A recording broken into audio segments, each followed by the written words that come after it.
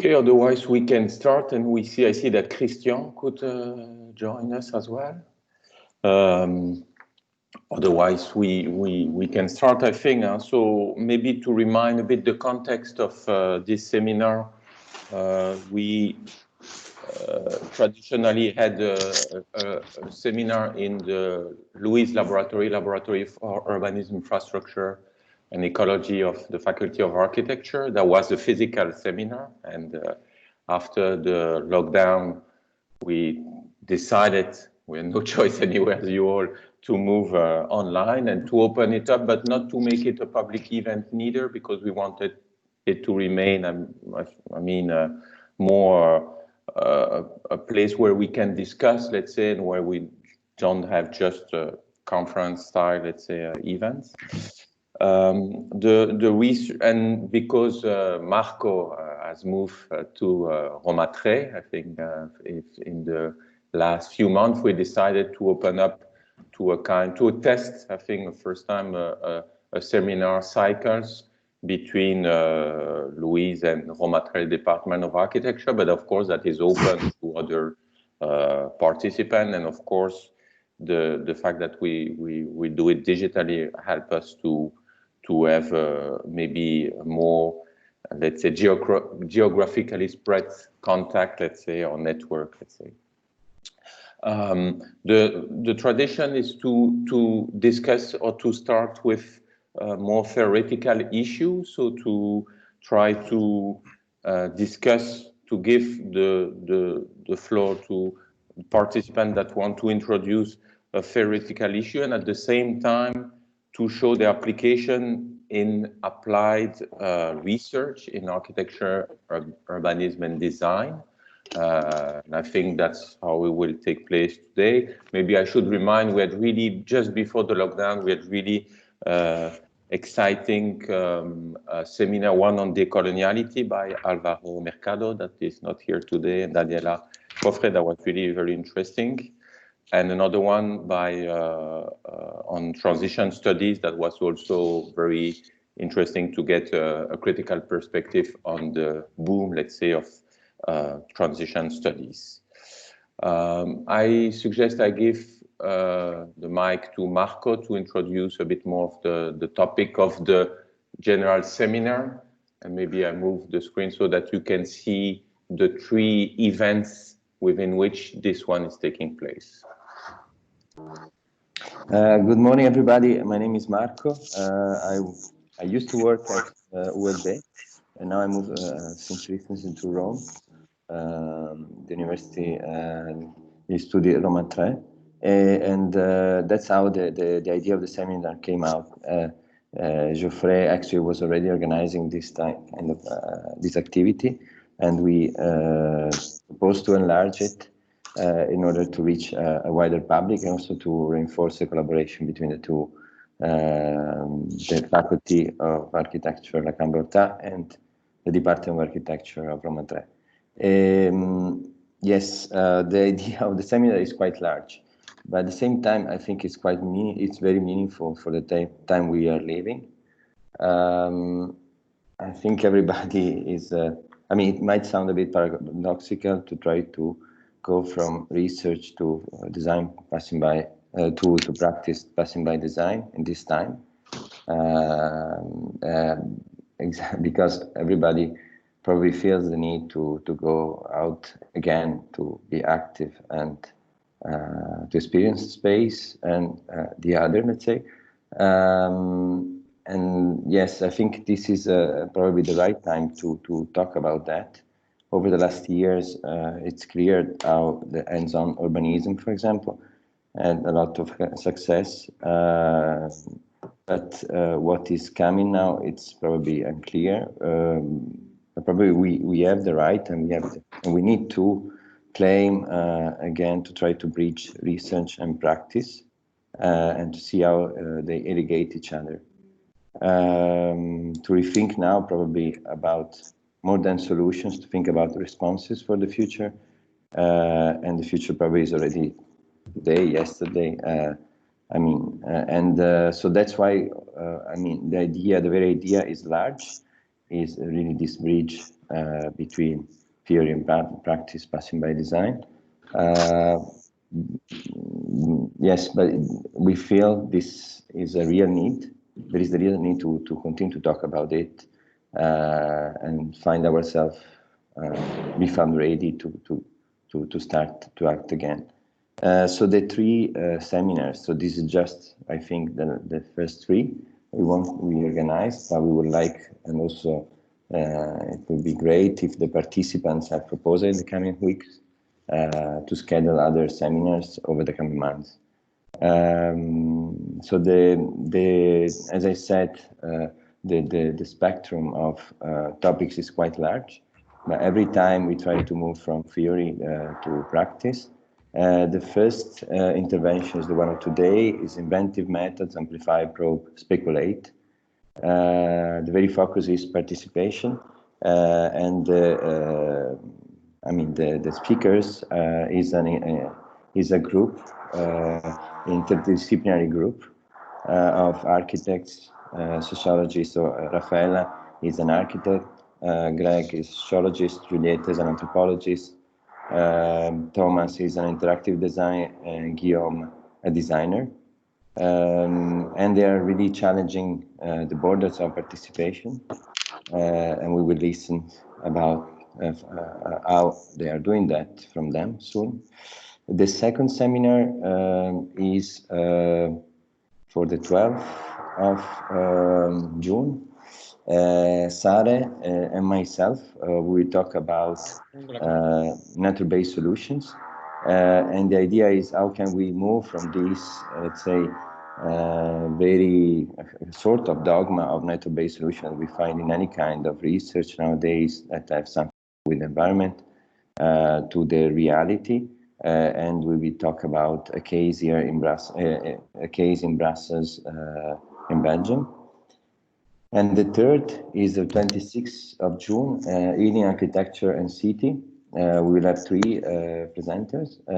Federica, who is a postdoc in Roma 3, Elena, University of Trieste, who is also somebody engaged in the public administration, and Margherita, who will talk about an experience of Orizzontale, a small practice based in Rome, who did some renovation of a square in Aprilia in Italy, and they will talk about the healing role of architecture.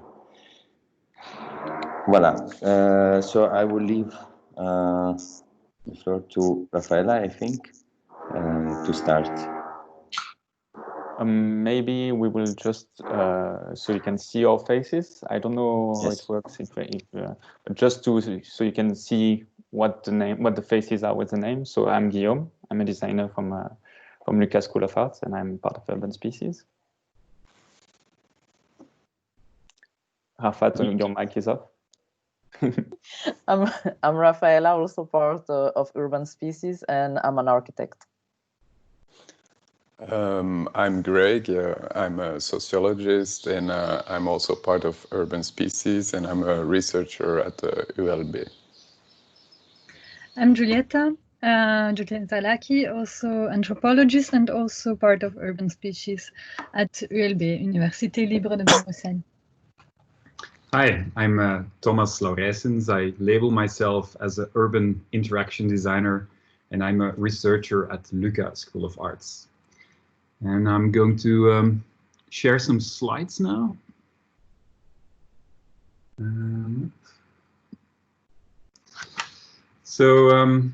Hello everyone. We're very pleased to be here and animate this first seminar of the cycle in between theory, design and practice. Our presentation today will focus on some inventive methods as evidenced by the recent discussion of research methods and dissemination activities that critically engage theory and practice. Just to give you a bit of context, we are Urban Species, a multidisciplinary action research group focusing on urban participation. We work at the crossroads of our different backgrounds, which are social sciences, urbanism, and design. And I hand the mic over to Guillaume now. So why are we talking about inventive methods? Why is it important to us? We're really happy to be able to take part in the seminar and to talk about theory and design, because those are really key elements in our research, in our practice. And our research focuses mainly on participation, and especially challenging research on participation.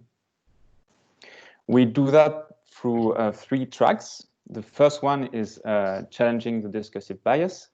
So mainly when people doing or studying participation are doing it from the text or from the speeches, and we want to take into account as well the object and rematerialize it and process it as well.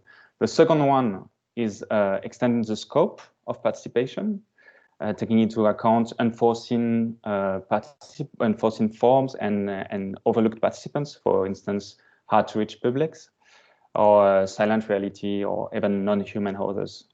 And the third one is about exploring the capacity for consequential urban and political change through participation, because we feel that sometimes participation is mostly used as a communication prop and does not lead to real change.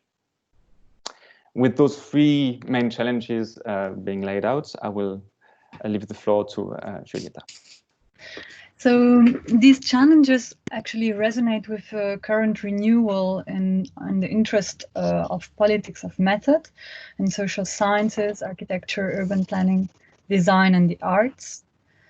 And with the rise of interdisciplinary research practices, social, cultural, and cultural researchers are taking up actually artistic instruments and techniques to inquire society by means of other means than the textual, such as drawing or art installations, for instance, while designers, architects, and artists are reframing their material practice as novel forms of social research. So on the other hand, there is also a tendency for populating research with the rise of collaborative and beyond the academy research. Researchers are seeking ways to involve other entities, including civil society, public institutions, but also non-human others, as we do within the field of urban participation. And not only action research, but also foundational research is more and more integrating the question of its intervention and trying to find novel ways of dealing with it.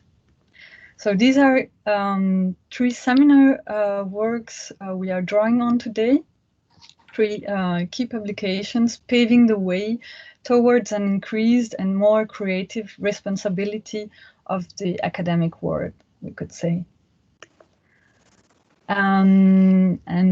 These methodological questions are also rooted in wider dynamics that can be summarized as a performative turn.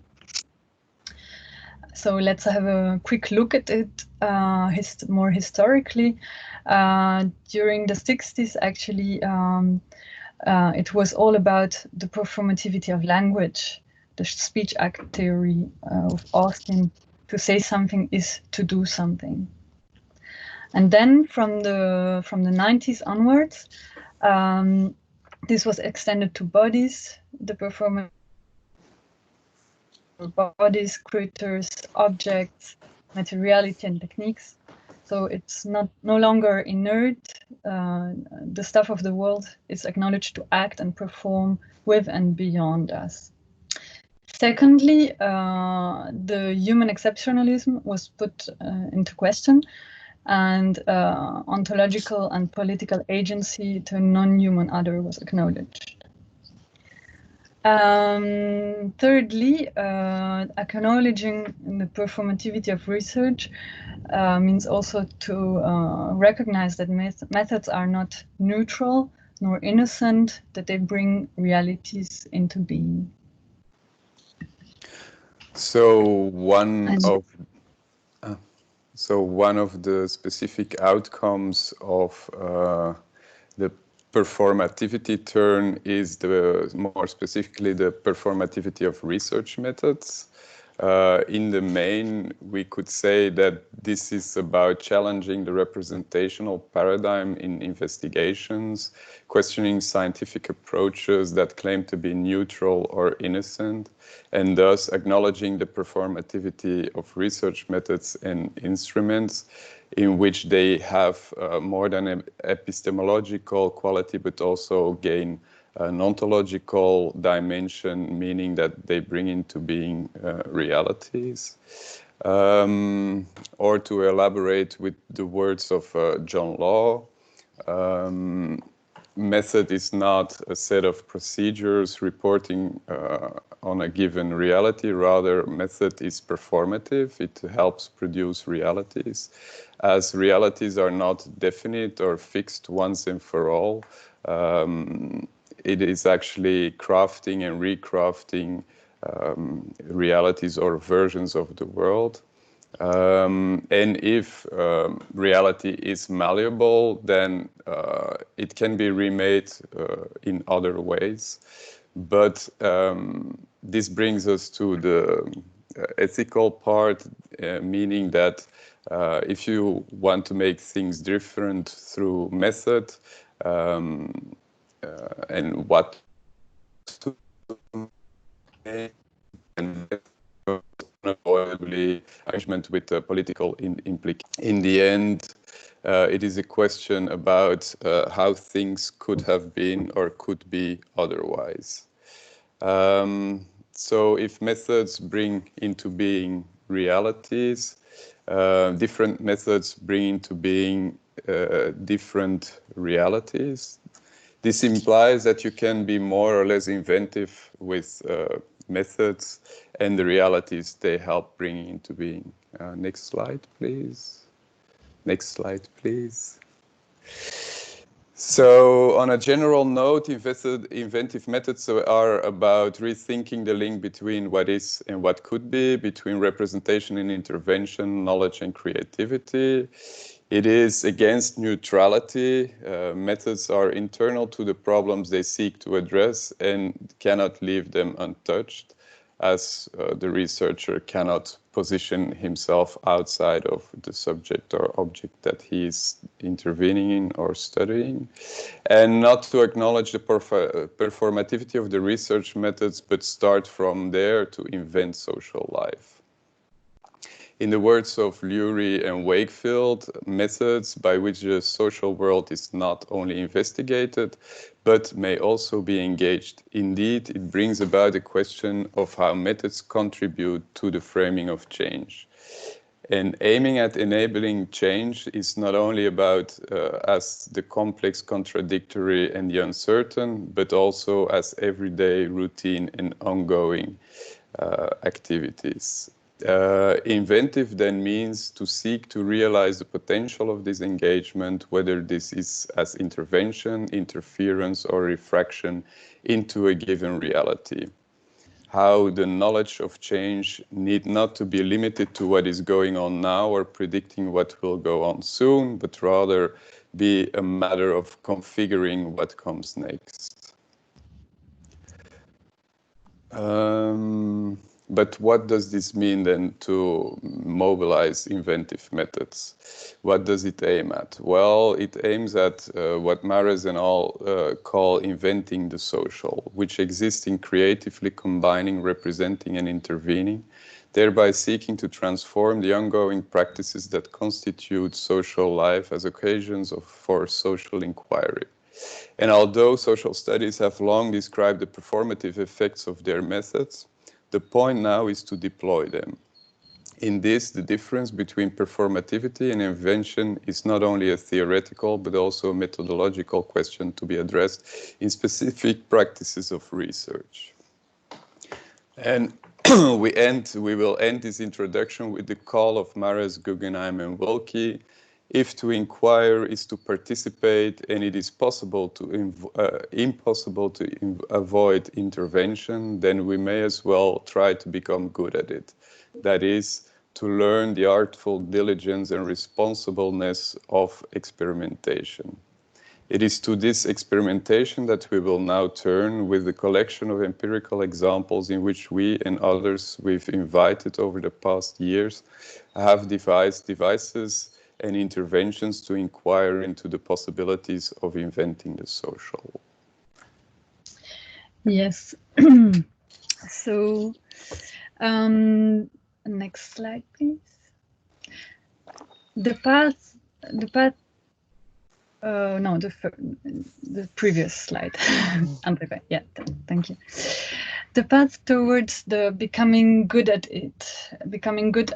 this participation/inquiry takes us through 3 different steps and actions, 3 inventive methods that articulate our research and our design practice, which are amplifying, probing, and speculating. So the first of these actions is closely linked to the acknowledgement of the performative character of all types of methods, as we explained it before. So method is not or should not be limited to representation. Drawing on John Lowe, we assume that it's not limited to representation, and it's rather a form of crafting that detects and amplifies parts or aspects of a given reality. But to us, drawing upon feminist knowledge politics, amplifying, so it's next slide, amplifying silent realities is also a speculative commitment to neglected things. And in that sense, amplification is an inventive method. So as a minimal working definition, we can say that amplifying is highlighting some aspects and thus silencing other aspects of an existing use, object, situation, or action as a practice of mediating awareness. Thus, the most widespread form of amplification is the one done by scientific accounts, making present that which is not accounted for through written accounts for an academic community, disseminating it through publications.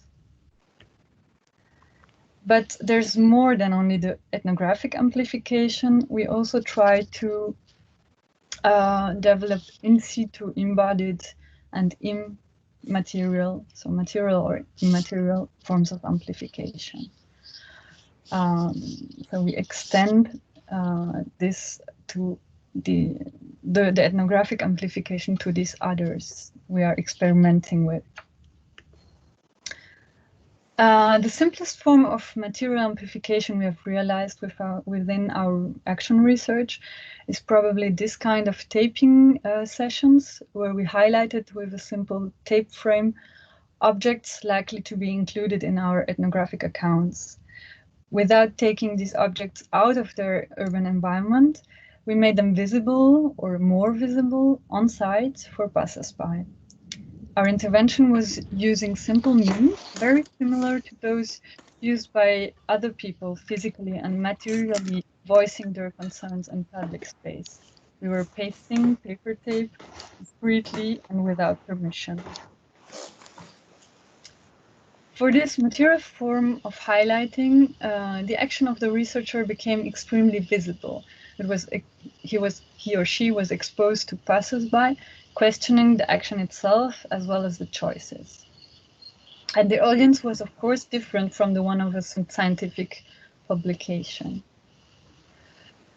And in November last year, we invited some artists and designers for a 1-week work session around amplifying minor forms of participation observed in our field, at the pedestrian area of Brussels city center in this case. And some of the interventions produced during this session are quite telling examples of material amplification. For example, this bench, it's an observation bench through which its designer invited passers-by to sit down and discover, through a kind of periscope, hidden pieces of street art we had spotted and towards which the mirrors were pointing. Passers-by were then invited to actively engage with their bodies, sit, bend, turn around, look, in order to actively operate this shift in attentiveness. And the second intervention started from the observation of loads of empty signs pointing in all directions, others lying on the floor, or others that were displaying an overly restrictive vision of the pedestrian area. Thus, the artist here proposed to use the disruptive and questioning potential of these signs in order to designate political issues and concerns, as video surveillance, electromagnetic pollution, or forgotten users or uses of the area. They then merged these observations and concerns with the North American advertising practice of sign flipping. I don't know if you know it, but actually they are spinning around. It's also called sign spinning around signs to attract attention. So again, here the physical presence and the bodily commitment with the action of highlighting were quite intense. And then quickly a third intervention, which was addressing the absence and the tiny presences of plants on the newly built pedestrian area. Here, the artist proposed to look for spontaneous vegetation that may have grown between the slabs, and participants were identifying these invasive, unruly, or feral species through image recognition, highlighting them with little frames or labels, laser cut on kombucha Scooby. And then they were uploading their pictures and locations to the citizen science platform observation. Which leads us to our own web platform, where we gather all sorts of neglected forms of participation in order to amplify them beyond the field they were collected on, presenting them to an eclectic audience, stakeholders, but also academics or activists, and in different registers, reaching from a blog post to the most finicky inquiry about a form of objective participation. Yeah. So the second inventive method we are going to present this morning is probe. Probes were first developed in a design context and were meant to inspire design ideas for objects or technologies. In our own practice, probes are design tools for understanding that are not necessarily object-oriented, but share with this background the willing to develop a richly textured understanding of a setting or situation, which purpose is not only to capture what is, but also to inspire what might be, and that make a virtue of uncertainty and risk and open up possibilities. So as a minimal working definition, we can say that we use probing as a way to sound the reactivity of our field, even if we do it from the perspective of our own research questions. Our aim is to explore the hidden, unexpected, or not yet known dimensions of the field. Going more in depth, we can pinpoint some features and constraints of probes. So probes pose questions through provocative, playful, material, and creative means, with the aim of fostering discursive but also material interactions between the researchers, the public, non-human others, the field, and etc. Probes disregard utilitarian values or definite and singular truths to favor openness, multiplicity, and exploration. And they enrich knowledge and experience by allowing surprise to emerge. In our practice, we have been experiences with what has been called in the literature cultural and urban probes, which aim to gain some insight into people's and urbanites' experience, And we have extended it to what we call alien probes, which aim is to gain understanding of an alien things experience. So to flesh up a little bit how we dealt with cultural or urban probes, I will first present you a set of interventions that we did during 2 different elections held in Belgium. With these interventions, we wanted to explore the question of possible shifts or links between the civil order, anchored in everyday and ordinary life on the one hand, and the political order on the other. So a first cultural or urban probe we did for probing elections was to hang some posters on apparently random and mundane objects present on our fieldwork. In this one, for example, one could read, "Notice to the public, the radical cut of this tree has nothing to do with the municipal elections." By this provocative and sometimes humorous means, we were trying to intrigue passers-by and look at the reactions,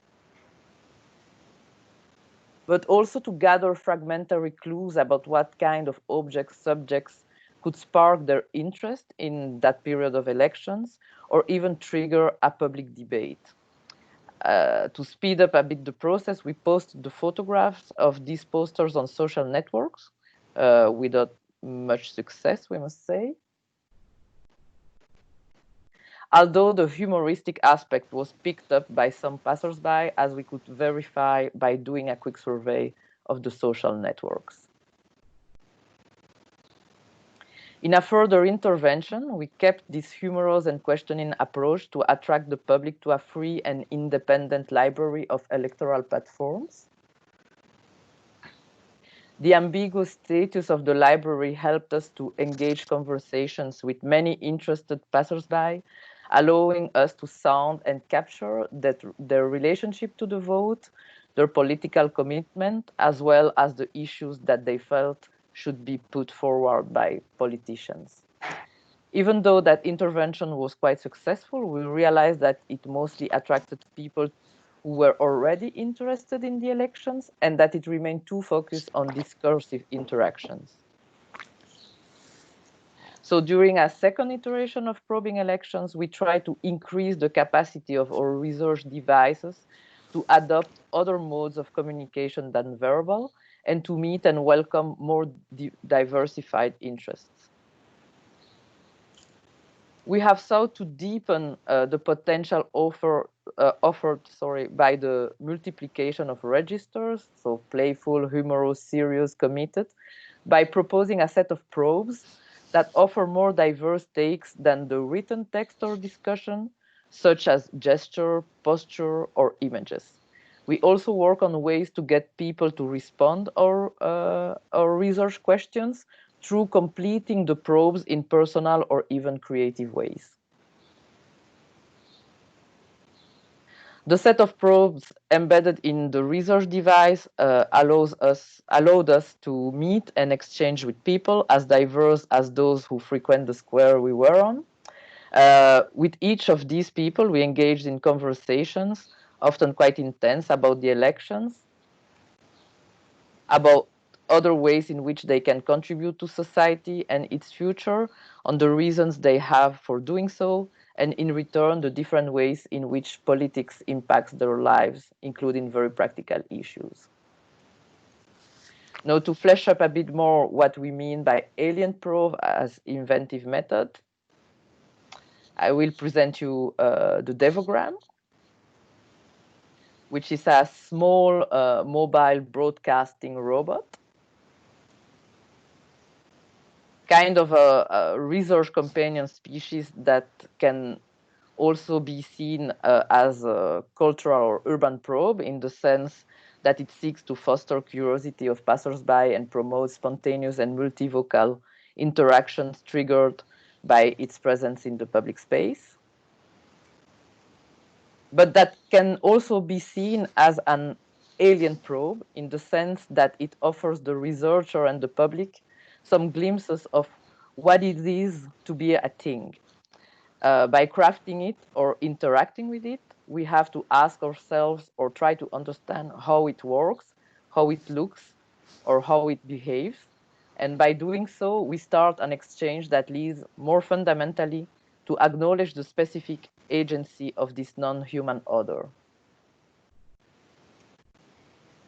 Paraphrasing Jan Bogost, we can say that Alien Probe seeks to capture and characterize experiences that we can never fully understand, offering a satisfactory enough rendering to allow us to gain some insight into an alien thing's experience.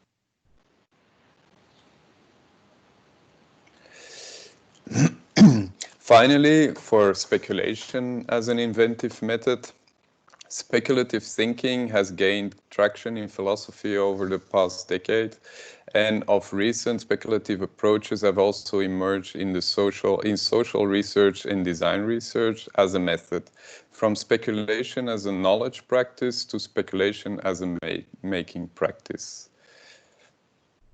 But what are we talking about when we talk about speculation? Unbridled imagination? No, a very specific kind of imagination, one that emerges from and is immersed in the world, one and cannot be completely detached from it. Thus, speculation is not about an anything goes imagination, but it needs a milieu to take form and from which it takes form, as a hybrid between pure potentiality and actualization. Furthermore, to take hold of the actual, it needs to capture and lure entities into feeling. Lastly, speculative endeavors work on hybrids between the real and the fictional, lifting the strict ontological distinctions between both to foster lateral movements, and it are these lateral movements which may be an interesting methodological endeavor to experimentally explore in real-world settings. So this brings us to our minimal working definition of speculating. Speculating is a creative rearrangement and knotting together of existing elements with varying degrees of and distributions between potentiality and actuality, and between reality, fiction, or fabulation. A first example we will discuss is of the order of what we've called zero-degree speculation. If we consider the Urban Species web platform again, this time not only as an amplifier, but from the angle of speculation, we could consider the platform as a speculative technology. For it allows to make probable, but hitherto unconnected or improbable connections between observations singled out in the content logs of different entities, situations, phenomena, etc. As such, the web platform allows to speculatively explore novel connections as a vector towards new routes, stories, and/or patterns. As such, this form of speculation, or as such, the web platform can be seen as parallel to Puig de la Bella Casa's idea of writing with. Zero-degree speculation as a practical, or the web platform, as a practical technology that reveals itself as both descriptive, it inscribes, and speculative, it connects. So in this case, the speculation is about describing, inscribing, connecting, speculating, but with no real fictional additives. Second form is about speculative fiction in public space. And here I would like to discuss the intervention we did on the bash in the pedestrian zone. These are bashes that are used by the local government to communicate with the passers-by.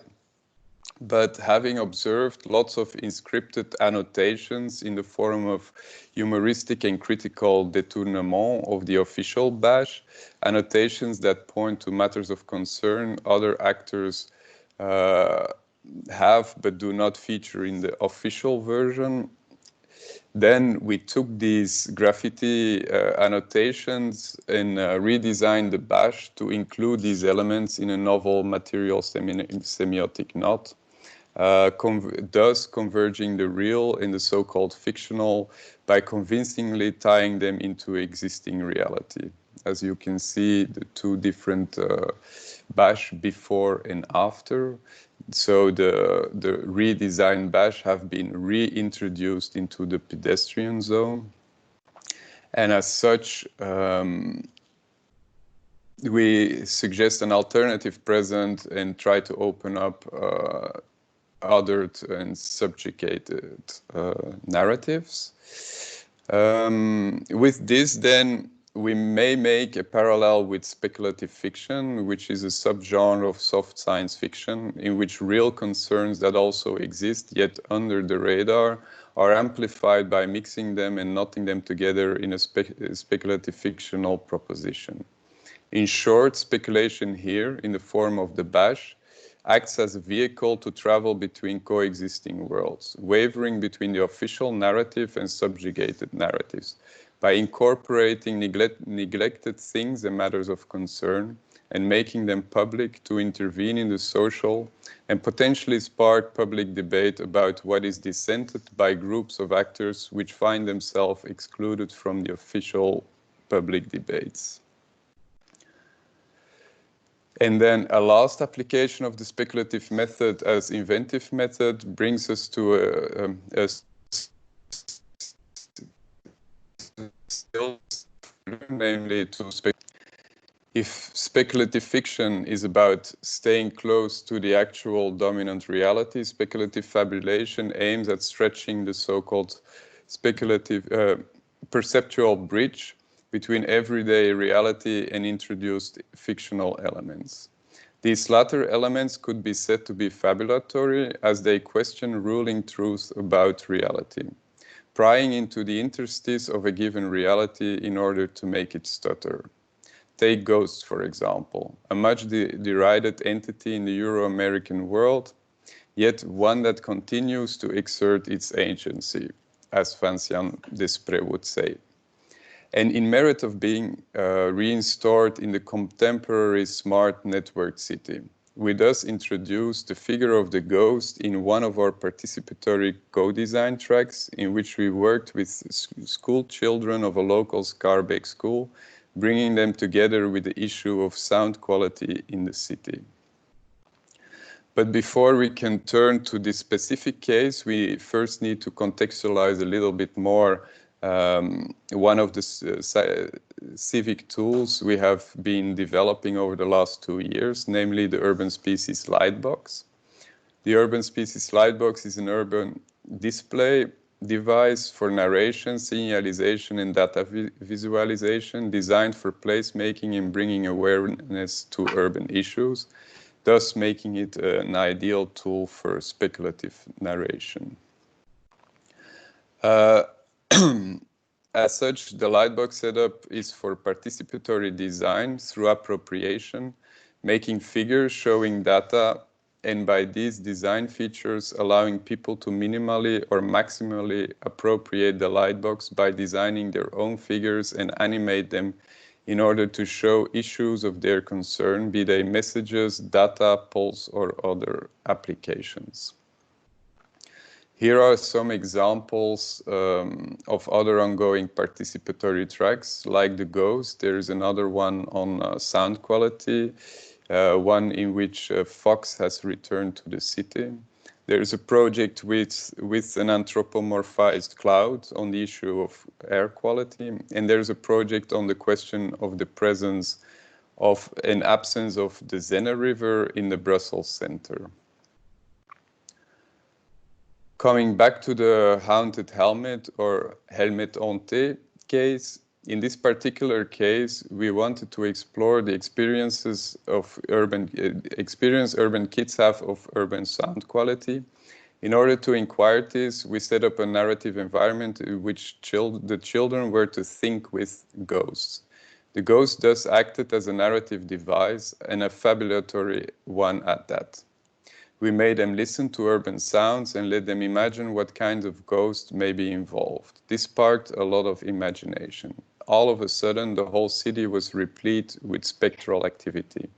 We then asked them to draw them and come up with a helper ghost to communicate with other bad or good sound ghosts that bothered or pleased them.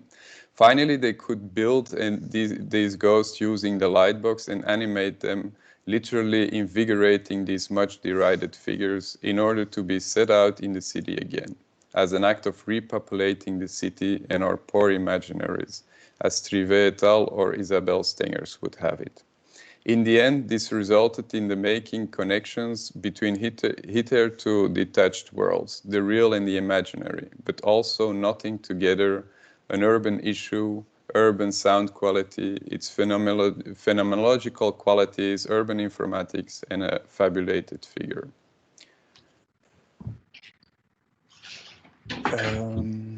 Next slide, please.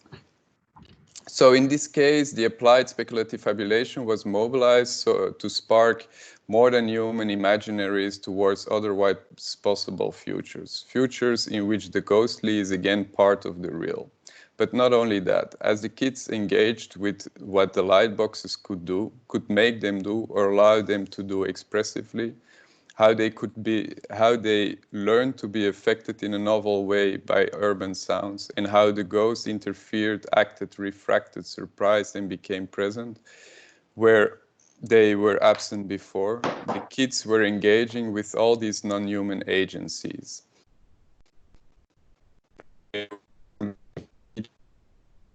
Things that each other. In speculative fabulation, it is not.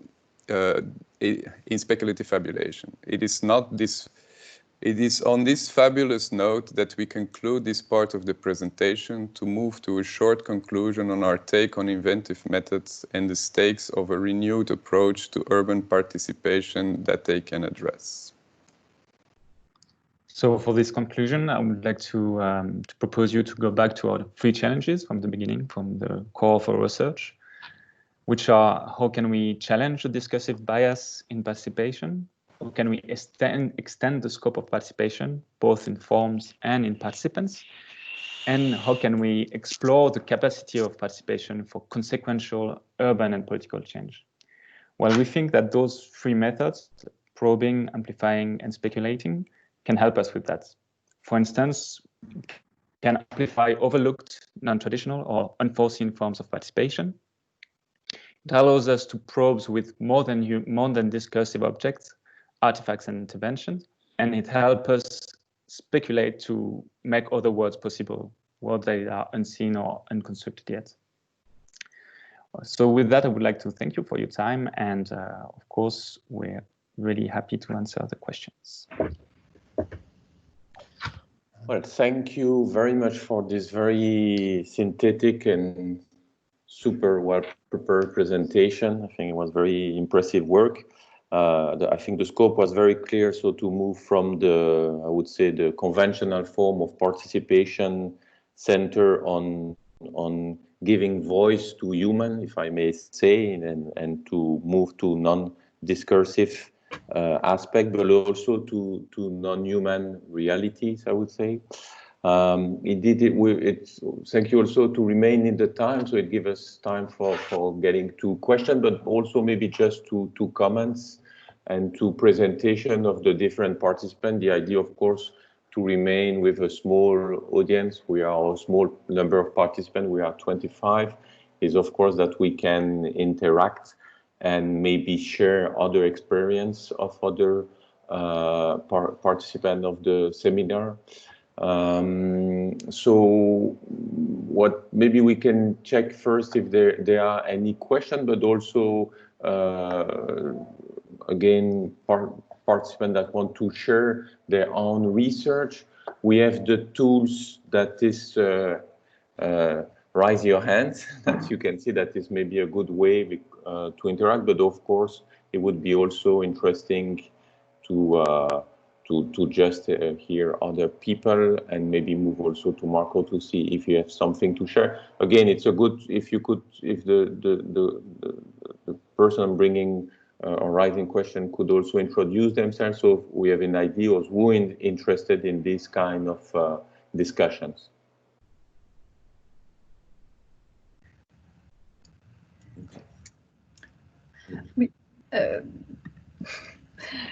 Maybe I can add, we also wanted to ask how these things could resonate within your practice or your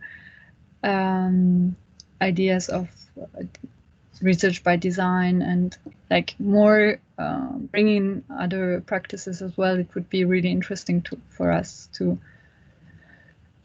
challenge these ideas or tracks with more richness.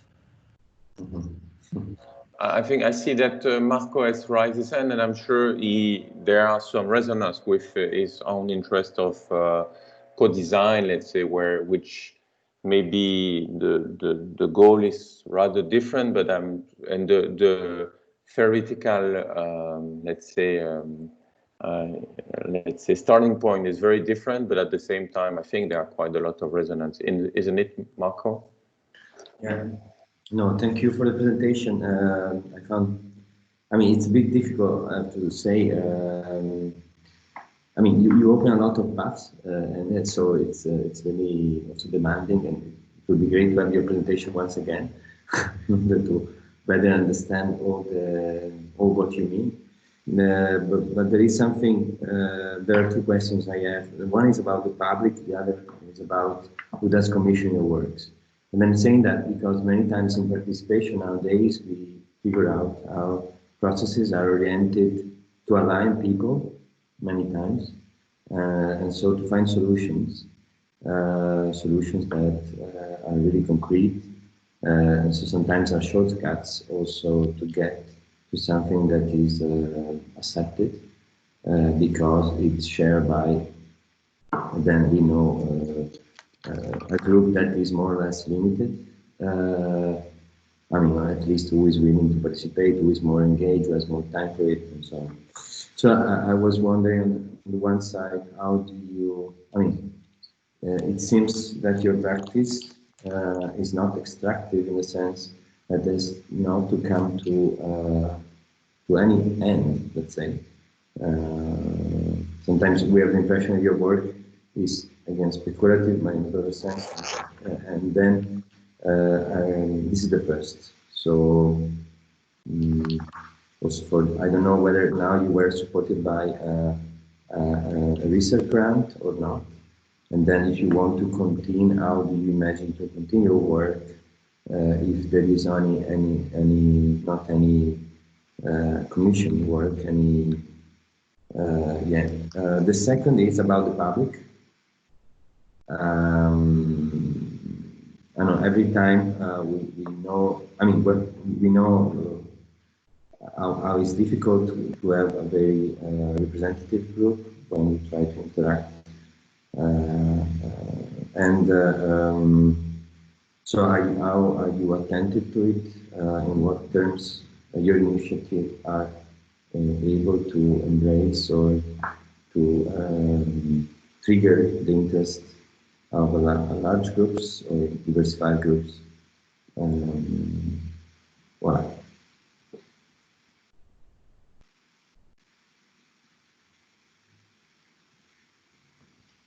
Shall I try? Okay, maybe I can answer the first question, which is easier, and then you can answer the second. It's a very important point, actually, who we are and what is our role and what is our identity when we do those interventions. And we're really lucky to have a grant from Inventive, which is a research agency in Brussels, in the Brussels region. And so we answered a call for research about participation. And in the project, it was already written that the aim of the project was to extend the scope of participation, so to do those kind of speculative experiments. And especially in the first 2 years, in order to probe the field and to have a better understanding. So that's for the support at Inventive, and it's also important because when we're on the field, people usually ask us if we architect, or if we're politicians, or if what are we, what is our role. And to be a bit on the side, so to be researchers, gives us another identity where people are less scared that we will use them they don't expect us to be as extractive as you said, as sometimes a participation professional can be, I think. If someone wants to add to that. Yeah, I would say so. So we have, of course, constraints, but they are mostly for this project now constraints for research, so to learn things. So they are very different than other types of constraints. And actually, I couldn't hear very clearly the second question. I understood it's something about publics, but could you try to rephrase it a bit louder, or someone else did? I think if I understood it right, it was about how to difficult to reach public and how to make sure it's representative. Is that what you meant, Marco? Indeed. What I meant, concerning the first question, I would like to go a bit farther, so I take the chance to do that. So now that probably your grant is done, what is your idea? Are you going to move to a next step? How will be more speculative or attached to certain participatory processes, which are internal attached to certain urban transformations on. About the second question is about the public.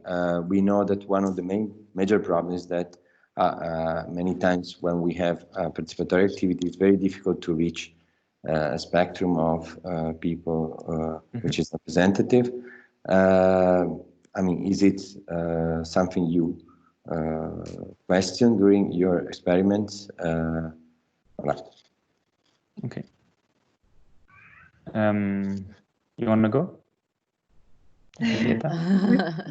I thought Rafa wanted to say something, but I can go. Raise your hand. Regarding the first question, we have two different projects, and one of the projects, which you saw the light boxes, etc., is already more embedded in issues of the field, and in the other project, which is which was more experimental the 2 first years, we are also looking forward to join other participatory experiences done by other people, let's say, to add those kind of constraints also to the research. So yes, it's already something happening, and that will happen even more in the next 1 year and a half. Maybe at one point, I don't know if Greg and Thomas want to talk about Project Berm. Yes, perhaps. I think in the case of the light boxes, and by extension, we made some other connected electronics, which are to be, on the one hand, the first 2 years were about developing the prototypes, and the next 2 years will be about designing service provision, which we see as civic service provision, not commercial service provision, which at this point would lead to something of a technothèque, like a bibliothèque, where you would get books, but then you can borrow these different tools, like the Lightbox, so citizens or civic organizations can borrow them. So that's to answer to the what's next, but we still have 2 years to make it into a service or a product, and then to come to the with these light boxes, we have been actually involved in real projects already, so citizen projects, and one of the ones we are working on now is with the deconfinement, but still confinement, and the fact that the summer will be spent in Brussels. We have been approached by a citizen in a civic organization for what is called La Berme, which is like a no man's land, a parking in a very densely populated area in Brussels, and they want to reclaim this and ask the local governments to make it publicly accessible and make it into like a big city garden. And for this, we have started to work with the light boxes in the first instance to raise awareness in the street, because there was a social media campaign, but this reached like typically engaged people and people who are in these networks or people who follow the Facebook posts. But we try to move it into public space as let's say the demographic constitution of the area is very diverse, and so we try to move towards the public space with the help of the light boxes to highlight the issue.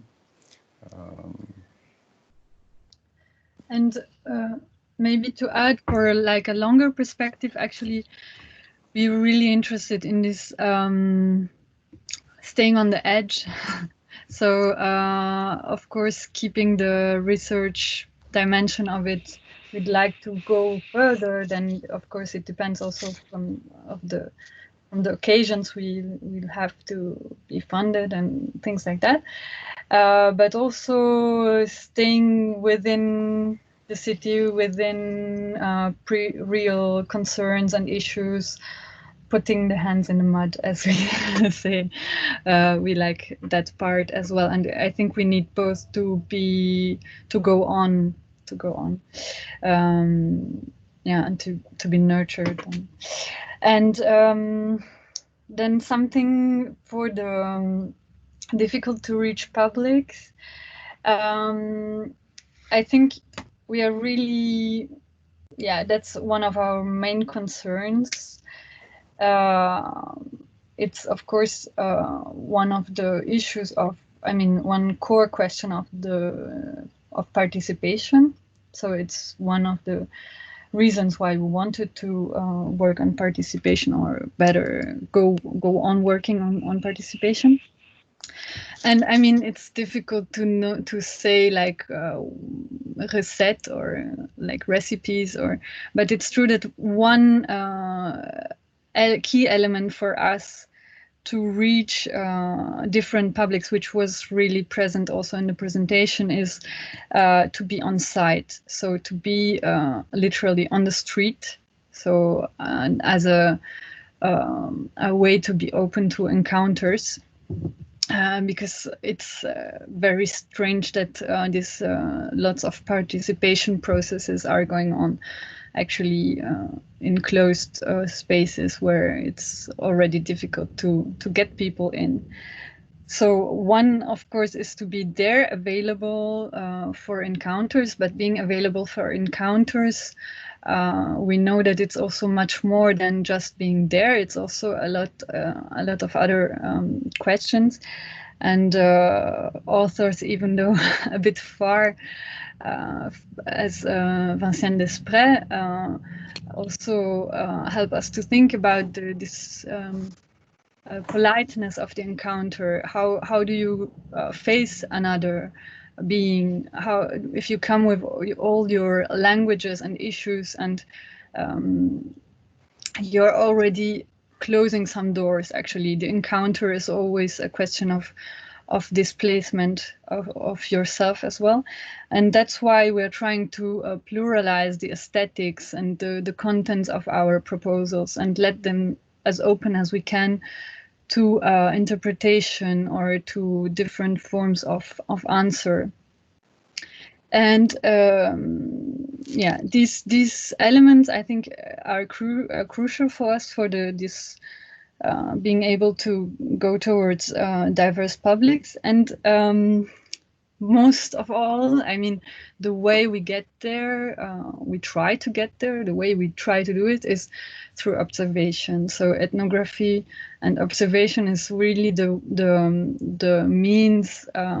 It's a big part of our work, and it's really to root our own statements into what we can observe on the field. And so I think that's something which is very, I mean, for at least for our practice, it's a key moment for this kind of mediation of politeness in the encounter.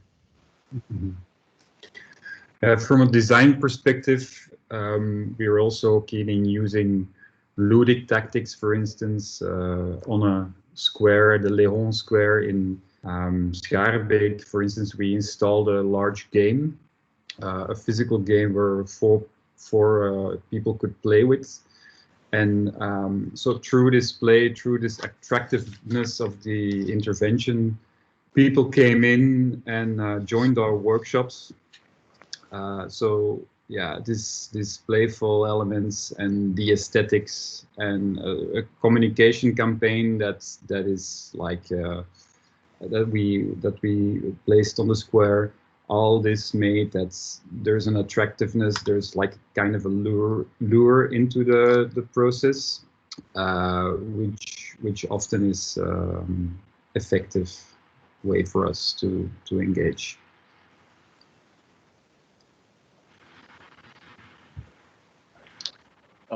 I see that Sare has raised her hand. So Sare, it's maybe a good way to introduce you as well, as you will be the speaker of the next seminar. Yeah, thank you. Can you guys hear me? Because my connection is not very stable. Great. Thanks a lot for this really exciting and engaging presentation. I learned a lot, certainly. My question I think touches upon what one of Marco's points in terms of the learning from some of these experiments or these installations, and how then you can feed it back into design thinking and thinking differently about creating public spaces. So the way that I saw some of the examples was that there was a great focus on the sensorial engagement of citizens with public space in a particular social and political context as well, and as you showed in some of the case studies. I wonder if there is scope in the project to actually see how these engagements affect the participants' understanding of public open space and the challenges that you try to bring to the surface by actually going back to the participants and basically testing how their understanding, their awareness of some of these issues that you're trying to bring to the foreground has changed, and whether some of these experiments have, had positive impacts of these, the citizens' engagement with the public space and the qualities of space.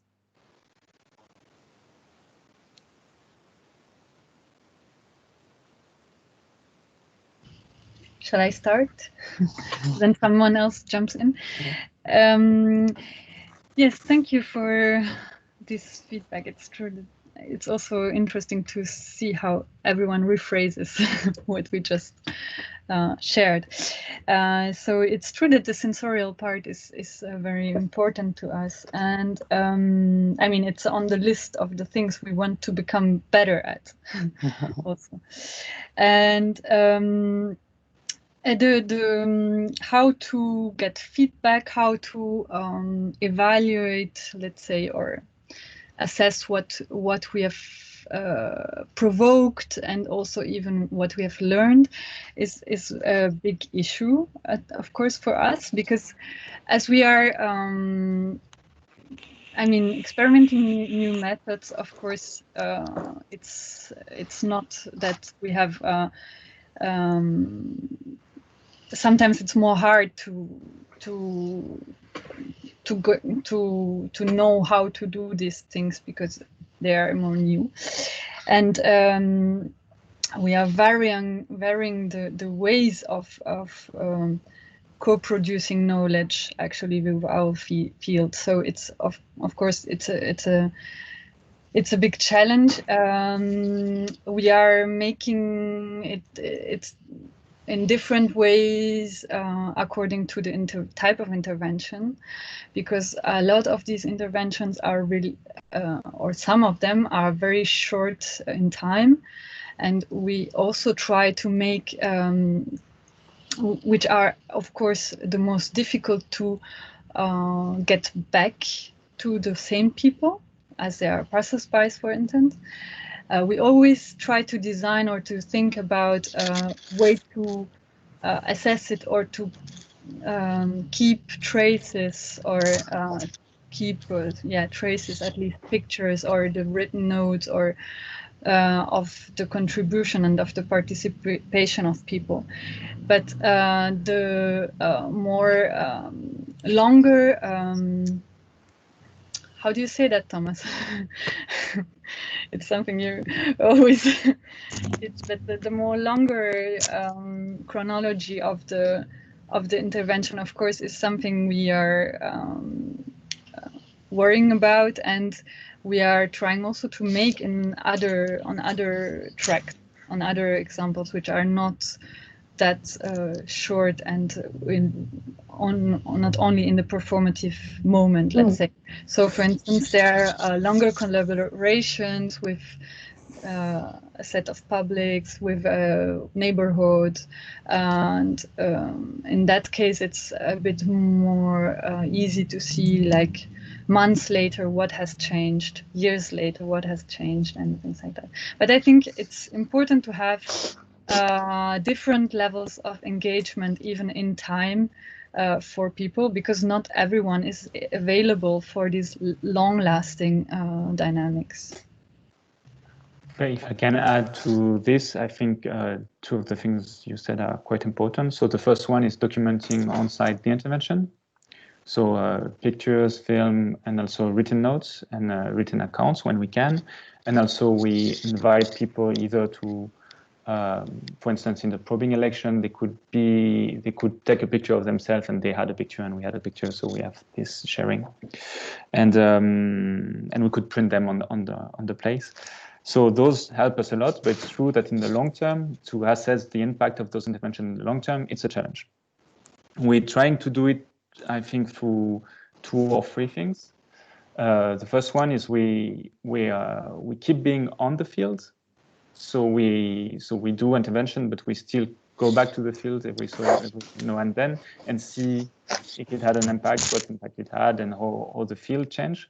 So of course, given that our intervention are a bit like acupuncture, so it's really small, it doesn't have a huge impact, but we could see already some stuff. For instance, we did an experiment having a small board and we say that people could stick stickers on it just to see if that was going to have an impact, and that there were some stickers stuck on it, but that was okay. But then what really surprised us is that we had an interview with the people managing the population on the square, and say, actually the city hall just put this board when you can put stickers on it, and you can have stickers. So it was fun to see how our intervention could be interpreted in a completely different ways, and how it could as well trigger some new imagination. So for instance, those persons say, it's good, but it should be bigger, it should be more of them, and so on.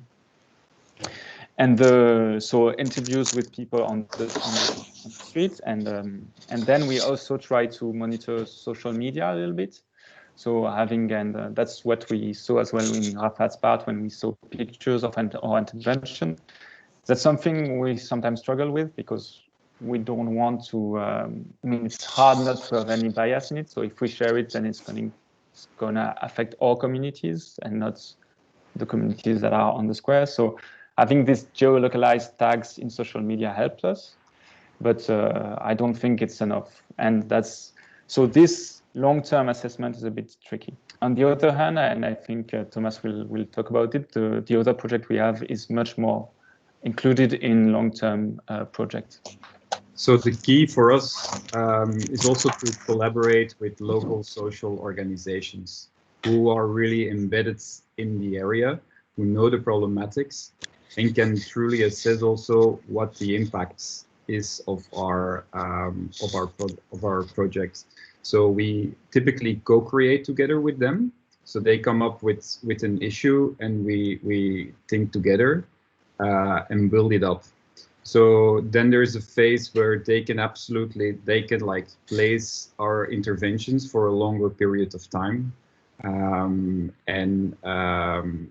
give us feedback on that. And what we hear from them is that it's really, these interventions are really engaging, pulling people in, and are a great opener for a conversation.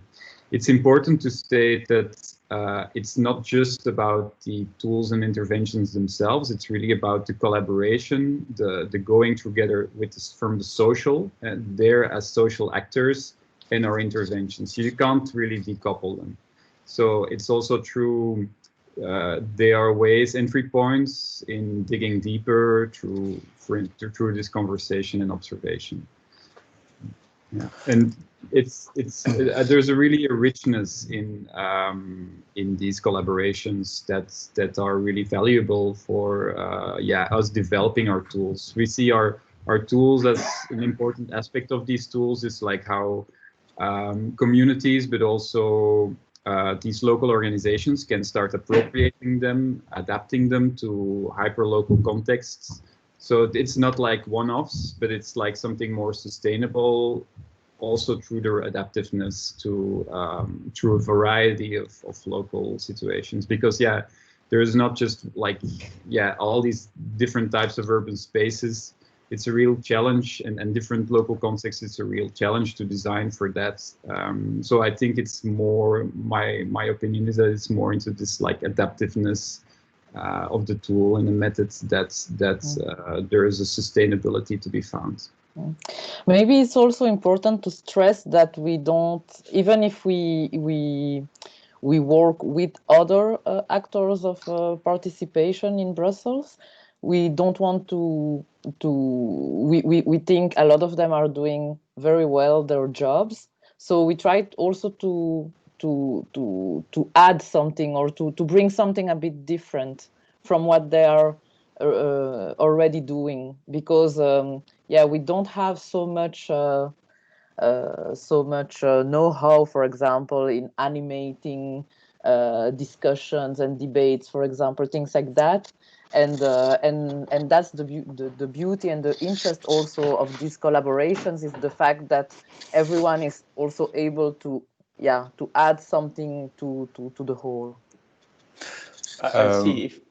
I see that there are two more questions. Maybe nice, except if Greg want to add something, that we move to these questions. So Marta has raised her hand, Jolene as well.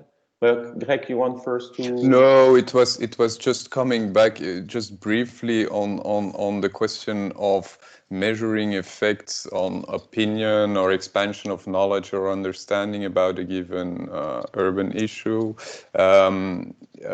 It was just about the question of the inventive methods ask also for inventive measures, meaning that we are now, if you compare it to statistics, you have a certain set of ways of qualifying, quantifying, and thus looking at the significance of the change. With inventive methods, I think we are still at the start of trying to find how do you qualify performative change? How do you, for example, in aesthetic appreciation of something and how it has influenced your opinion or your understanding of a given space or of a given issue. So I think with this, we are still looking into, because we can take notes, we can have questionnaires, but still, I think we should also move to performative ways of, I'm looking for the word, of judging the effects of an intervention. Let's maybe move to the question of Marta, please. Marta. Okay. Good morning and hello to everyone. I'm connected to from Barcelona. Actually, I'm based at the School of Architecture of Barcelona, and thank you especially and in particular to Rafaella, because she has passed me the link to meet you all today here. So also thanks to all the speakers. Well, I come from a research group where we are working on the concept of urban fragility. And also I come from many years of experience of designing process of participatory processes. And in particular, I'm very also interested in this third goal that you mentioned at the beginning and also during the conclusions about the consequential changes. And I was wondering how you bring these consequential changes into the pedagogical level, because it is something that it resounds very close to my practice at university. And I would like also to ask you how your research from the group is brought to the design studio, and how these design studios at the pedagogical and academic courses are embracing also your research. Do you find resistance in the sense maybe like sometimes I feel that in my close environment many tutors also perceive these participatory practices as an agent which is constraining the creativity also, and maybe too much attached to the reality for the students learning. And I would like to share also this concern with you to see how do you deal with this?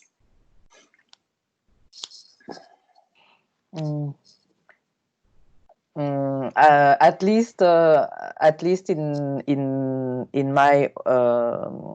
my teaching practice, I have noticed that more and more participatory aspects of creation are more and more seen as also creative constraints and embedded in the creation itself. So this has been like a shift I have observed in the past, let's say 2-3 years with a lot of consistency.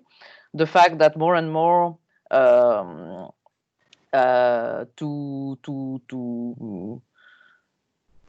go on the field to design these participatory processes is also seen as inventive, as a way to foster creativity, to foster the creativity of the architects and so on. So I guess, for example, in the school I teach, there is this new master in social design, for example, and things like that. So yeah, I think the resistance is getting lower.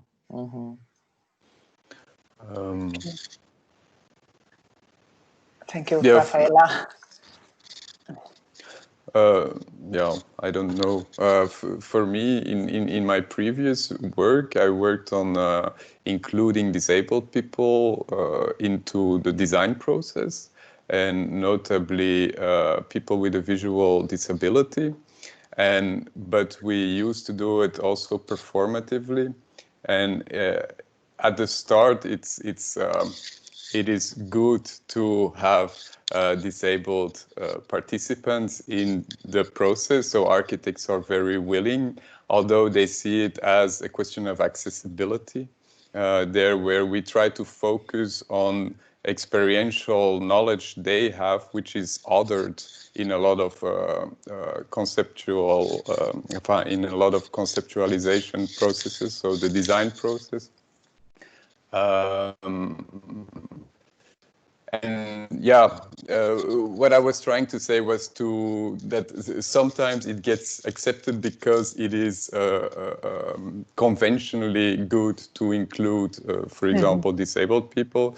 And once you are in, then move from this Neufert-ish idea of accessibility to a vaster idea of what this could bring. So it's a bit like the Trojan horse kind of strategy. Yeah, in LUCA School of Arts, actually, our students, they use, we present them with the methods and the tools and the technologies that we develop. And so it's really like including them in the practice. I include them in the cases we work on as like really in the physical spaces, the problem spaces. So in a sense, it gives them a head start. I don't know, they can't really question it, they're like, we push them in, but also like enable them with our technologies and the things we developed, from participatory methods to the tools. I must say that I found more resistance in academic world with what we are doing, which is not considered as like proper science, more than in the in the teaching environment. Okay, interesting that point. Maybe we can move to the question of Yolaine that has raised her hand. Well, hi, Yolaine. Hello. Hi. Yes. Okay. My name is Yolaine. I'm a researcher at KU Leuven, and I'm in Brussels right now. And in my research, I try to look at different sites in Brussels in which there's a kind of conflict between, let's say, natural and urban development. And at these sites, I try to look at how we can try to bring in, what I now also name other than human perspectives in the kind of discussion on how these sites can develop. So from that perspective, I was very interested. Oh, am I still? Yeah, something is happening to my screen. Am I still online? Yes. Yes. From that perspective, I was wondering. So I was very interested in some of the literatures that you were referring to in your presentation, going from Desprez to Stinger's Haraway. And there was also like a lot of, let's say, reference to multi-species relationships and entanglements. And so like my question would actually be that looking at the kind of instruments or tools that you are developing right now, I already see in some certain interest for the, non-human, let's say, going from, there were some tools that were more working on air pollution, maybe the quality, more environmental qualities. So my question would be if there's like an interest from your group to further maybe integrate these kind of non-human, other than human perspectives in the kind of tools that you are making, or that you are maybe already trying this, but that you are encountering certain difficulties on that level, because that's a real question on how to do this. And then, if you, let's say if you are doing this, like which elements that you would like to further develop or that you find important in that discussion. So more, let's try to, the question is more how to broaden the participatory tools from like focusing on the human to more other environmental aspects, maybe.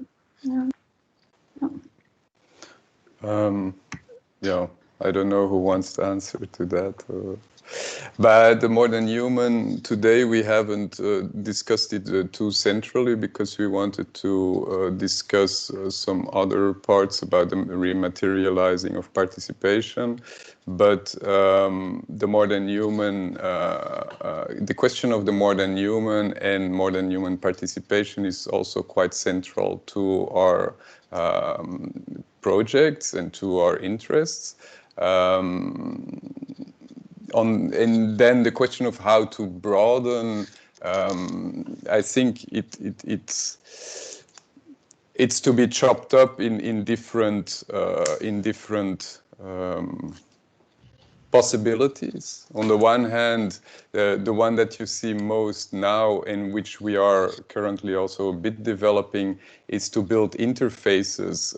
Is to build interfaces between non-human experiences and the humans, in a first sense to make them affected or just to make them present, these other than human presences that often stay unnoticed by a lot of urbanites.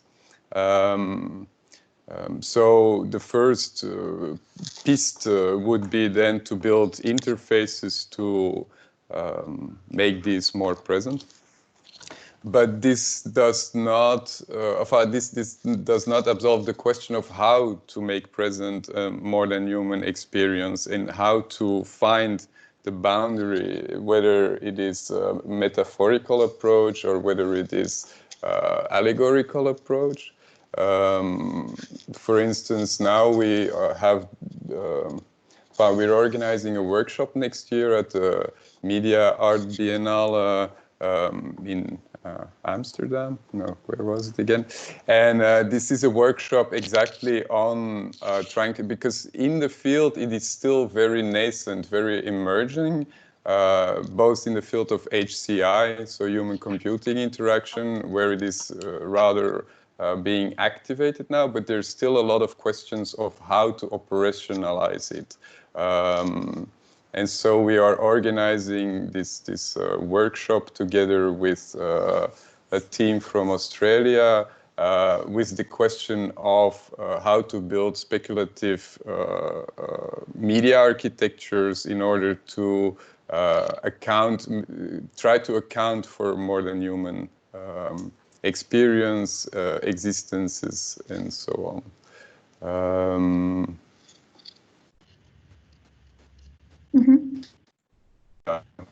Further in the future, we would like to move from a strictly technological approach and broaden this also with other materials. You saw the example of the kombucha, which is actually an interesting, let's say, material semiotic knot of trying to have grown interfaces, which are actually also living interfaces, which is, of course, very prototypical still, but this would be a direction to go. And I think also, again, the narrative, we're working around the idea of the allegorical, to put into connection different types of data, different types of entities, and to entangle them in, be it installation architectures, be it in narrations, and in that way try to, it's actually a probing way of like Anat Singh's kind of ethnography, but then put it into public space. I think there's this, that's also the point about, on the one hand, writing and reading ethnographies, but on the other hand, how can we operationalize them through design into public space? Thanks. But to come back also to the presentation, actually also the fact that we include them into the ethnographic account or into accounts on participation is already something. I mean, it's performative. It's an intervention also. And on the other hand, it is also this kind of horizon we have to evaluate or imagine all kinds of interventions, even when animals or plants or other entities are not present in the intervention itself. We try to keep them in mind. But also there is some kind of, I mean, this is important to us, but also sometimes we know also we want not to forget that in a lot of areas of Brussels, of course, for a lot of actors, it's sometimes a luxury to have this kind of sensitivity. But for instance, speaking about air quality, sometimes we encounter people that are like, for them it's a luxury to think about air quality. So it's also always a kind of mediation we need to make. And in that, I think that speculative fabulation is a way to bring this, whether it be like anthropomorphizing a cloud or using technology that people can use themselves. But I also wanted to come back to this potential of bad diplomacy, which is actually a parallel between human and non-human participation, meaning that there is always the danger of translating wrong or voicing wrong. And I think we still have a lot to learn in that. When it comes to both human participation and extending human or expanding human participation, but also non-human participation, because it is a very tricky subject matter to not, let's say, betray your participant, be it in the promise or be it in the voicing, I think. I suggest maybe we move. I see that there are two more hand raised in questions. So we have Virginia and Roxanne. I don't know, maybe we could go to both questions and then let you answer to both. Virginia is already with her camera on. Oh, we don't hear you, Virginia. You probably have your microphone. Hello? Yeah. Yeah. Okay. Yeah. I'm Virginia from Rome. I'm just graduated in 3 years. We hear you with very low the good volume. Yeah. I don't know, with very low volume. I don't know about the others. Yes, Can yes. you hear me now? Yeah, it's better. A bit better, yeah. Just 1 minute. Okay. So I'm Virginia from Rome. I studied in Roma Tre University, and I stayed in Alicante for 6 months, and I studied a lot of ways to interact in the urban process and in the urban activities. So my question was already answered by Greg, sorry, and I just want to say that your role is to stay on the edge, as Giulietta says, because I think now it's just an academic way to understand this process. But during the future, maybe we can find a way together. I don't know, maybe to find a way to do it as a science, more concrete, because now it's still a research, and it's important to stay a research.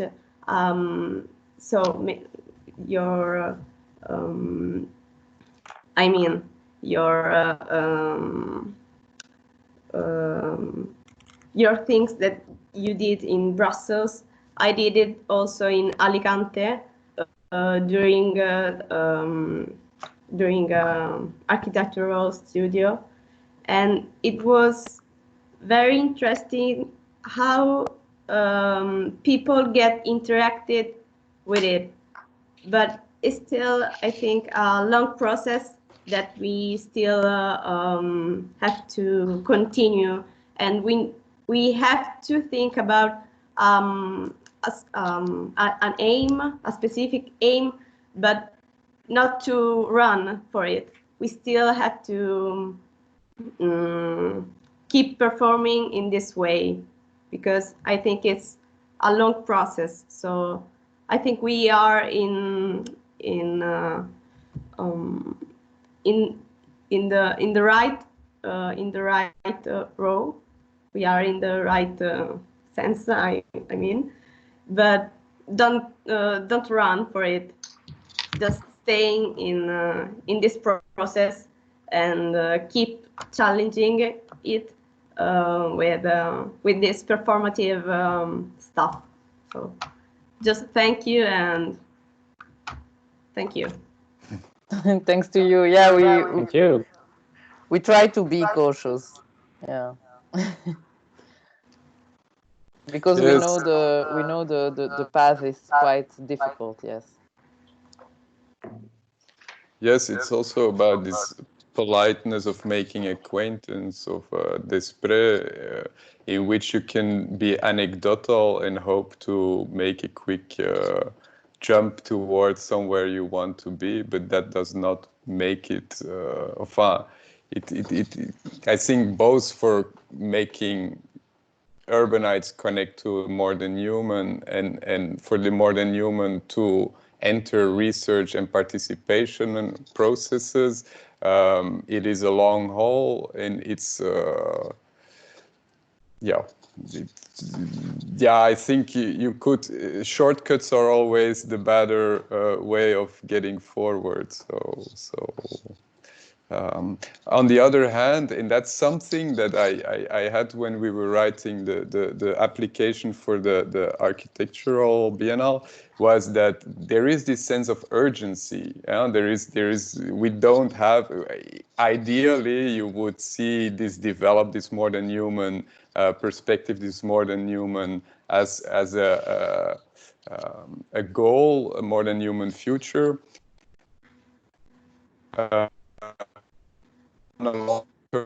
You see the calls of the urgency of the question, and how to deal with that is pretty challenging, I think. So how can we perhaps move slow, fast, slow? I don't know. I don't have an answer to that, but I think it is pressing fights like. I guess it's the same, perhaps, to put it to the architects and urbanists among us. On the one hand, you have the obduracy of the city, its processes, and on the other hand, you have this huge urgency where timescales are not that comfortable anymore. Should we move to the question of Roxane? I don't know if you, yeah, because hello, and thank you so much for your interesting presentation. I'm an architect and also an artist. I have double skills, and I try to use the two of them. I'm also teaching in the Faculty of Architecture in Brussels, in the link between architecture and cinema. And as a researcher, I'm doing performances and try to make installations also. And this is why I have three questions, because I put them to myself, of course, all the time that I'm working with those installations in public spaces.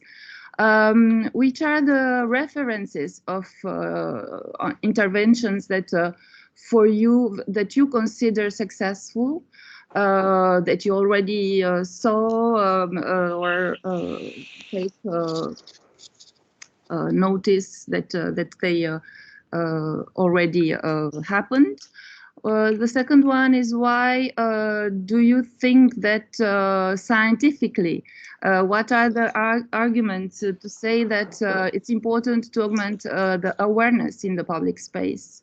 Because of course we have all the intuitions that it's important to do it, but scientifically it's sometimes difficult to support this, to explain this. And the third one is, how do you manage the right balance between observing the people that are going through your installations and observing that is a voyeur posture. You have to stay out of the space where those people are, and interviewing them. Then you have to intervene in the public space and in this installation. Then you change the balance into the space by your presence. Then how do you find the right position between those two postures that you have to have, because you need to have results, of course, and to see what happens really in the human reception. I get maybe just for the last one, because I have something in mind. I guess when we are intervening, while we are intervening in the public space, maybe we don't consider ourselves that much of observers, but maybe we are doing more participation observante more than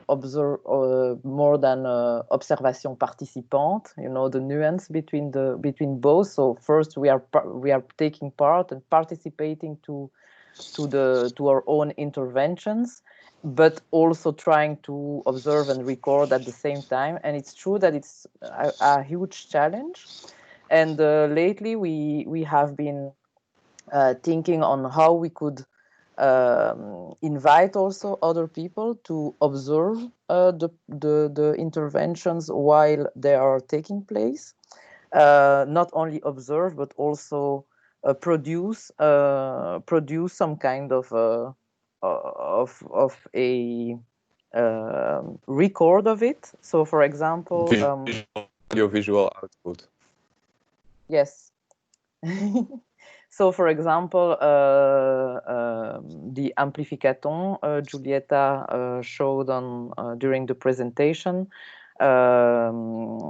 We asked a movie maker to document the whole week of work in progress and interventions, and to produce also a movie about it. Also to have other types of accounts of it.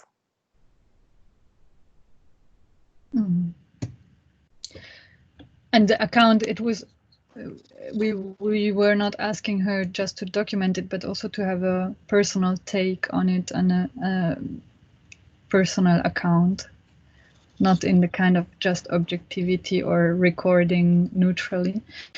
And also maybe, I mean, just as a complement to what Rafa just said on the balance of observing and intervening.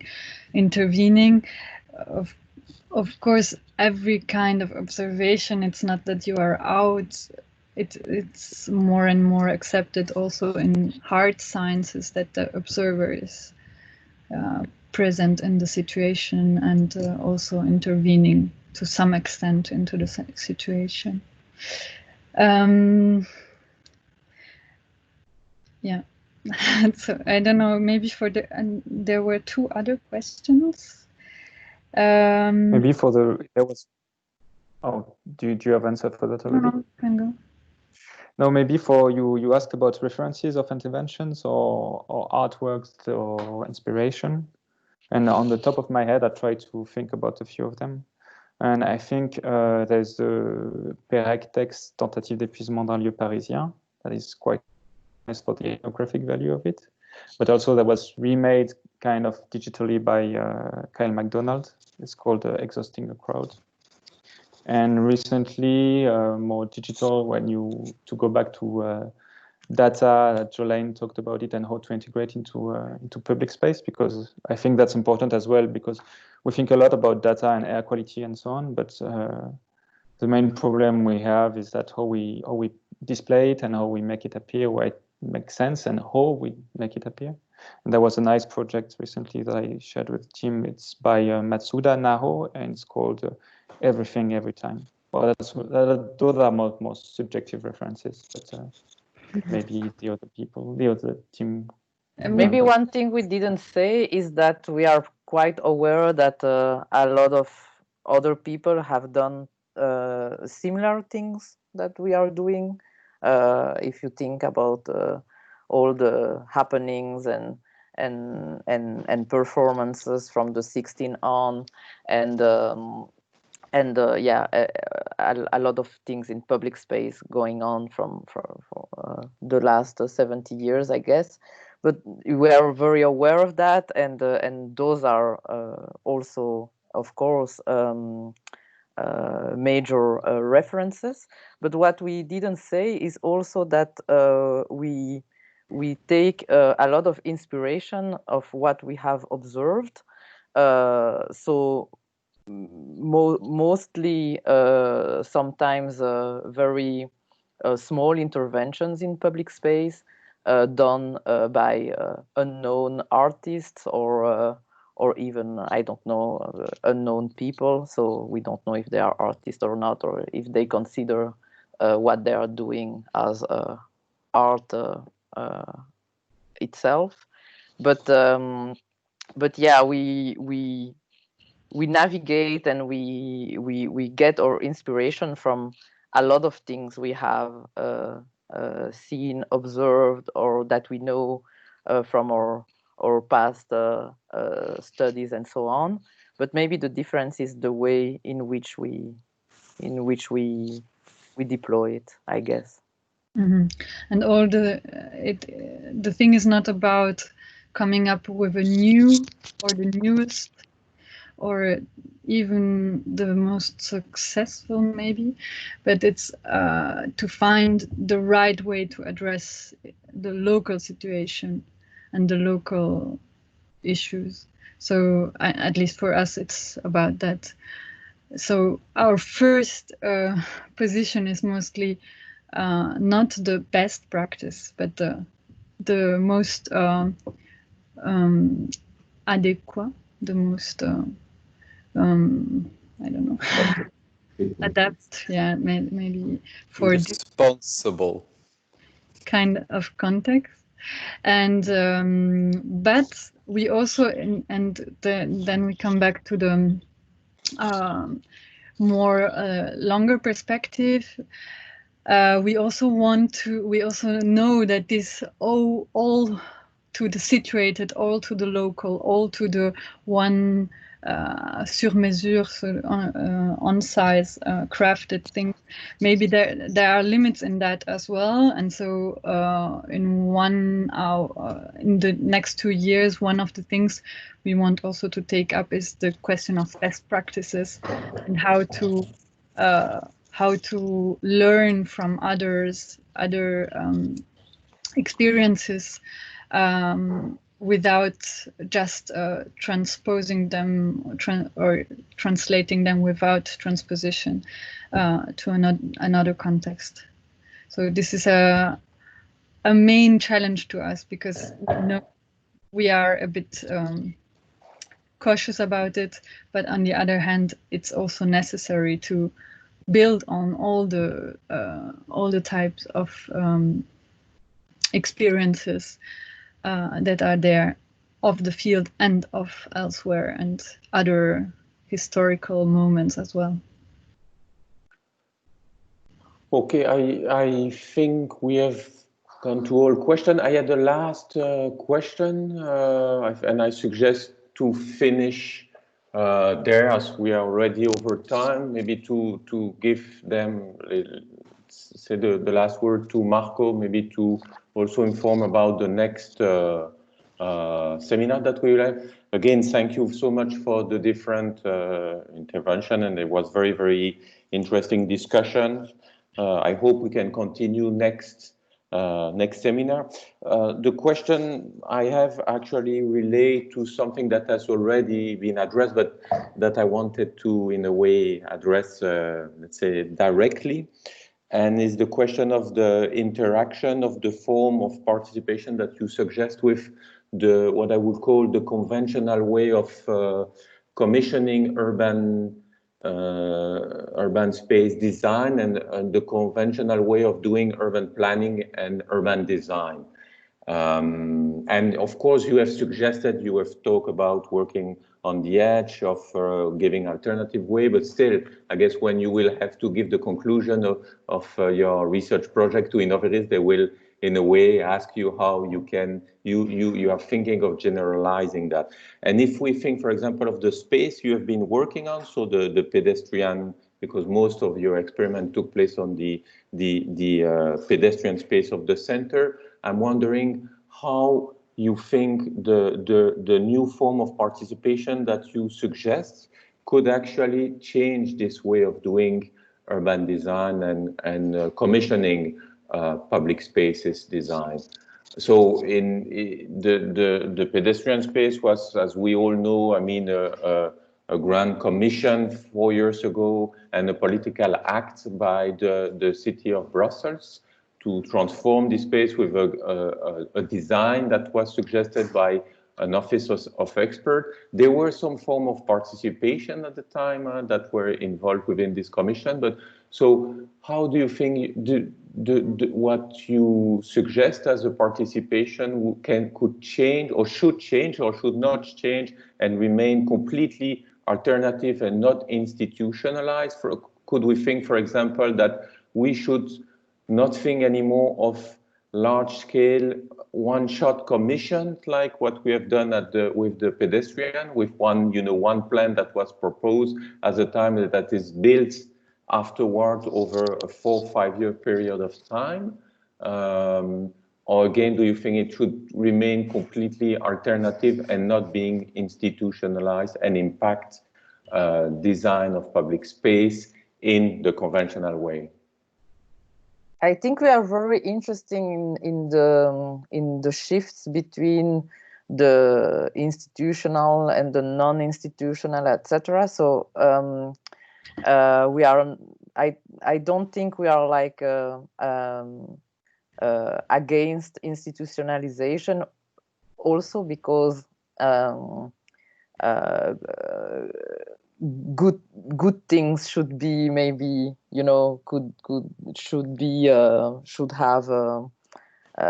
be crystallized somehow, so if we find that some things are good, why not crystallize them until some extent. But if I take a more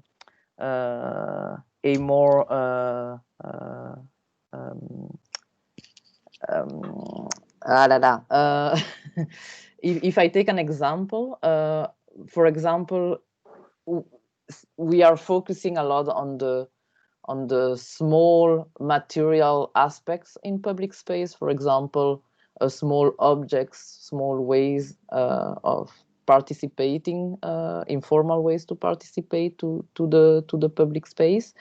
And if we take, for example, the process in which the pedestrian area was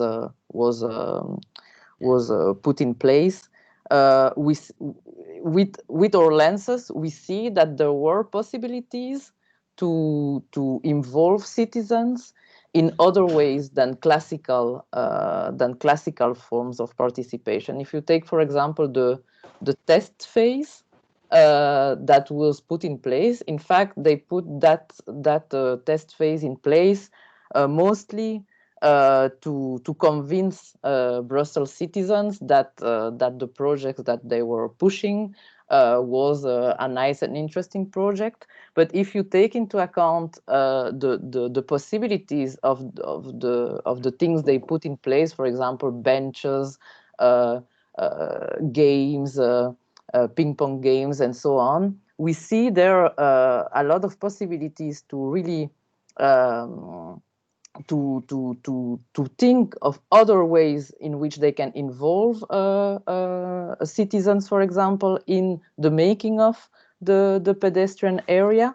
That doesn't take place, for example, in the municipal hall or in the town hall or something like that, but acknowledging how people really use the space, how they interact with the objects that are in public space, etc. And how these kind of things that they are putting in place without thinking about it in a participatory point of view. In fact, how it can inform the design of the public space. Sorry, I was a bit messy in my explanation, but I hope you understand. Yes, so concretely, this test phase was a kind of missed opportunity to take into account other forms of participation. If I mean, and to come, and another thing to stress out, I think, it's that for us the institutionalization is not only not a risk, but it's for us one of the main not partner but interlocuteur, the main people we address our research to, and also that we involve actively in our research. We have a lot of exchanges with them, are the public authorities, because we really want to integrate, I mean, to make these things useful. We